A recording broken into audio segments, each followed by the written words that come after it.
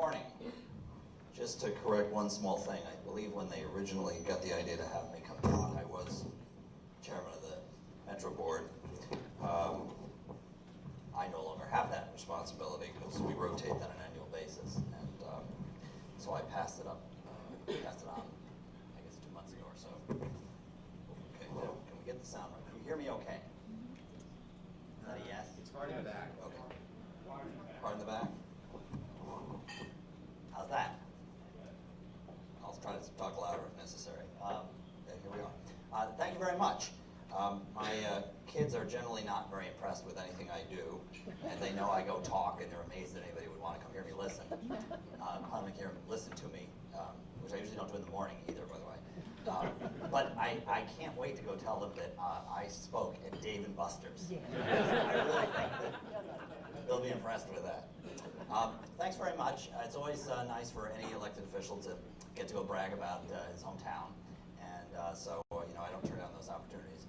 I do believe we have a story that is interesting and of value and relevant to the decisions that people are trying to make today all around the country, and indeed around the world, mostly because of things that people did before me. And I am one of a generation that sort of inherited a legacy, and I think can take credit for doing some good things with it, but I always start out by saying that everything good that's happened in Arlington that I'm going to talk about is because the people who were making the initial decisions really, 3 and even 4 decades ago, made some really smart choices.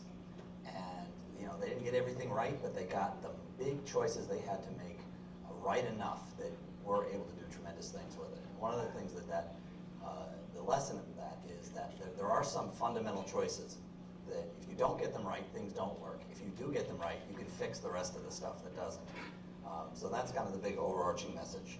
And I'm going to talk a little bit about, kind of what Arlington is right now in development terms, and particularly the relationship between transportation and land use, and the things that I think that are the general principles that are replicable wherever you happen to be.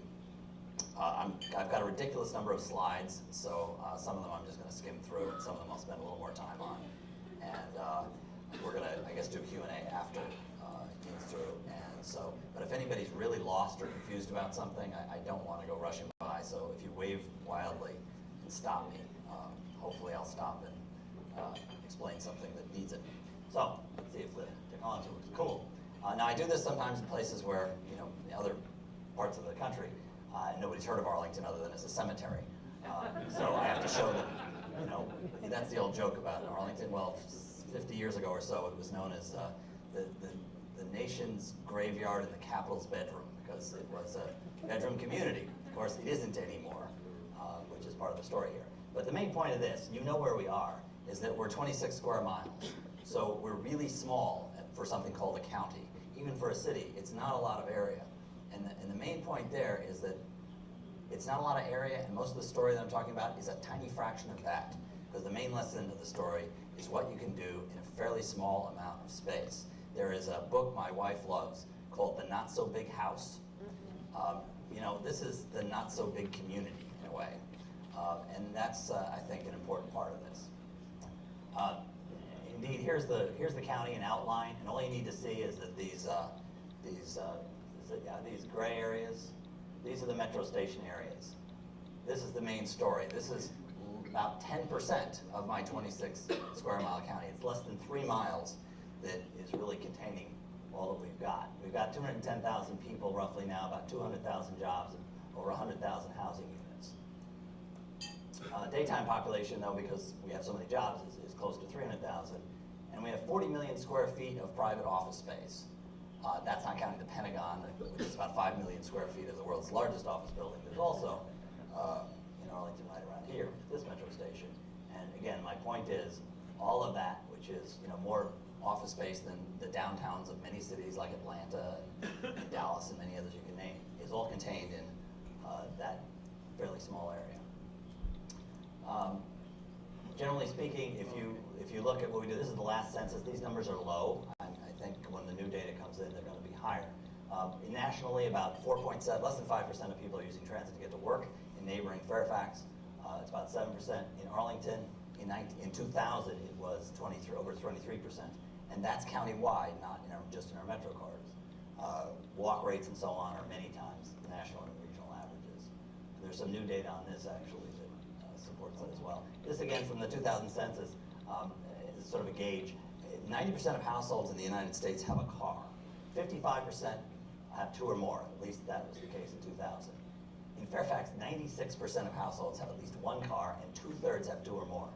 In Arlington, 12% have 0 cars and less than 40% have two or more. And we are a high-income place, so it's not that they can't afford them. But if you look at the metro cards themselves, the numbers are even higher because in the metro cards, 18% of households have 0 cars, and those are high-income households, and less than 25% have two or more. So it's just one gauge of the reduction of car dependency that we've been able to achieve. Again, at that point, 40% almost were using transit to get to work, 10% were walking or biking, so basically less than half were driving to work. And as I said, all indication are, I'll show you some data later, the trends are up from there.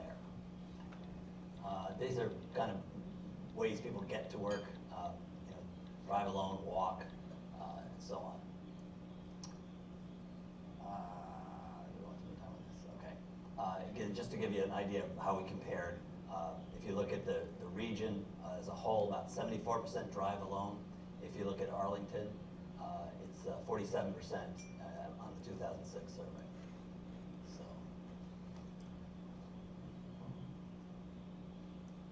past that. Now, the interesting thing is with the traffic, that we've had tremendous development in the last 30 years, particularly the last 25 years or so, since the Orange Line really got going.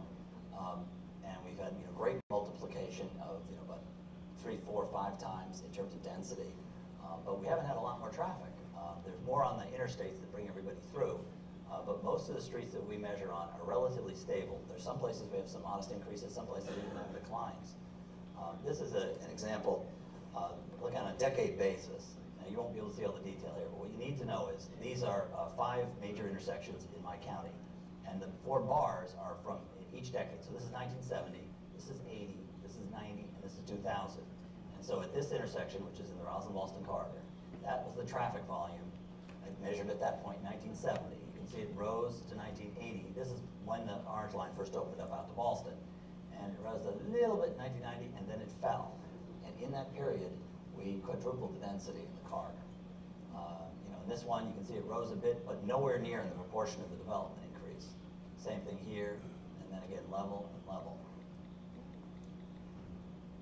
These are some more recent numbers. As I said, that was 70, 80, 90, 2000. Here, this is from 96 to 2006 to get an idea of what the recent trend has been. And this is an intersection in Roslyn. Again, these first 4 of them in particular are intersections in the corridor. And you can see in that period of time, the measured traffic actually went down on 3 of them and only slightly up in 1.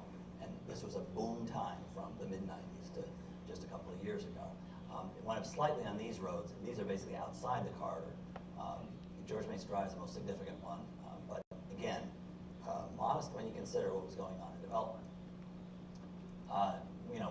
We do well economically. Our office rents are higher, our occupancy rates are lower, and even in the current economic climate, our real estate remains strong. I mean, we're probably the only jurisdictions that didn't have its real estate tax base plummet last year. In fact, we went up just slightly in this market. The corridor, the 2 corridors themselves produce a tremendous amount of the revenue for the county, which is part of the reason why we didn't have to slash our budget to the degree that most everybody else did. The Roslyn-Walston corridor itself is about 1/3 of our real estate tax revenue. The 7 stations in the 2 corridors that I showed on the map produce more than half of the revenue that my county receives. So let me say that again. It's about 10% of the land area of my small county, and it's producing half the revenue. And, I guess I do always have to brag about that last point there. We will now have, as of everybody's adopted their budgets, we have, again, the lowest tax rate in the region. Now, here's some characteristics of the stations and how people use them. If you look at the outer Orange Line stations, that's the stations that go from East Falls Church, which is in Arlington, on the edge of Arlington, West Falls Church, Dunloring, and then Vienna. This is how people get to those stations. Those are above ground stations that are in the median of I-66, and for the most part have parking around them.